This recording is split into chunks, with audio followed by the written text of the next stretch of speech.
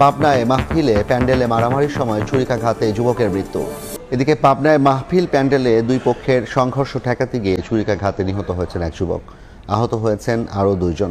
এ ঘটনায় জিজ্ঞাসাবাদের জন্য তিনজনকে আটক করেছে পুলিশ। জড়িতদের বিচারের দাবি নিহতের স্বজন ও এলাকাবাসীর। সন্তানকে হারিয়ে পাগল প্রায় মা, কান্না আহাজারিতে ভারী বাড়ির পরিবেশ। শুক্রবার রাতে পাবনার চরঘোষপুর আমবাগান মসজিদের ওয়াজ মাহফিল চলছিল।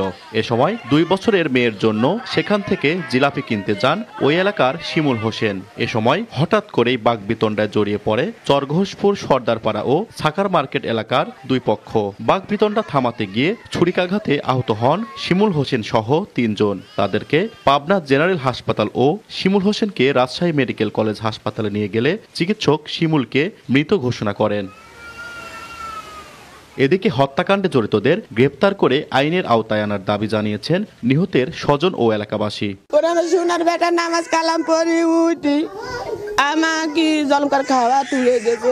এর মতো ভালো ছেলে আর এর মতো অমায়িক ছেলে হয় না। এটা একটা নৃশংস হত্যা।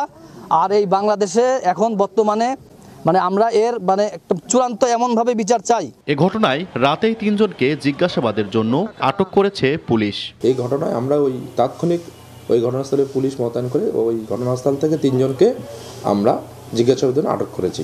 আর বিষয়টি আইনগত প্রক্রিয়াধীন আছে। নিহত শিমুল হোসেন এবার পাবনা সরকারি শহীদ বুলবুল কলেজ থেকে উচ্চ মাধ্যমিক পাশ করেছেন। পড়াশোনার পাশাপাশি বাবার মুদিখানার দোকানে নিয়মিত দোকানদারি করতেন। 3 বছর আগে বিয়ে করেন শিমুল। তার 2 বছর বয়সী একটি কন্যা সন্তান রয়েছে।